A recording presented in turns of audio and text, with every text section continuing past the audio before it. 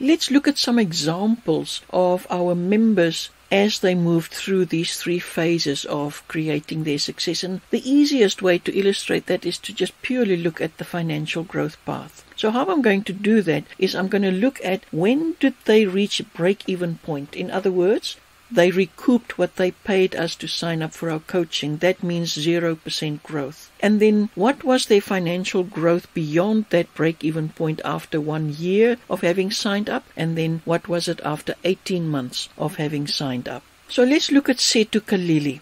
She's a civil engineer. She works in the construction industry and she provides project management services on construction sites. She used to do it on-site, hands-on, locally, and now she's doing it globally online.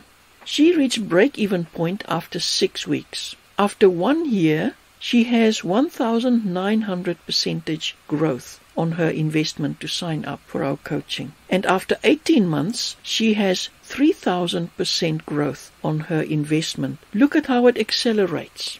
Let's take another of our members, Dr. Michelle Crowley. She provides proofreading and writing and editing services online. Michelle already worked remotely when she joined us, but she wasn't happy with the fact that there was no growth path for her and the low payment that she was receiving. She kind of received a cap and was hitting her head against a ceiling and couldn't grow any further, so she signed up. Now she reached break-even point after 6 months. After 1 year, she had 1,800% growth on her investment, and after 18 months, 3,000% growth on her investment. Once again, look at how it accelerates. It starts really slow, but then it starts to grow really fast. Let's look at Annemarie Cilliers. She works in the customer journey environment and developing sales funnels environment. She reached her break-even point after 4 months. After 1 year, she has 1,000% growth on her investment, and after 18 months,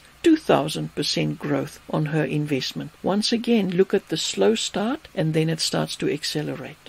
You may well ask how this happens, and here's the thing. It's going to be a lot of effort to do the professional development, to do things right during the growth phase so that you can continue to grow fast as much as possible, and then to review and to prepare for the next phase as you reach the top of your current growth phase. So deciding what to focus on is really, really important to help you maximize one growth cycle. And then also, for each of these phases, professional development, fast growth, and then new horizons, each of them have their own set of crunch points, the barriers that you need to break through, and the things that hold you back and can make you fail.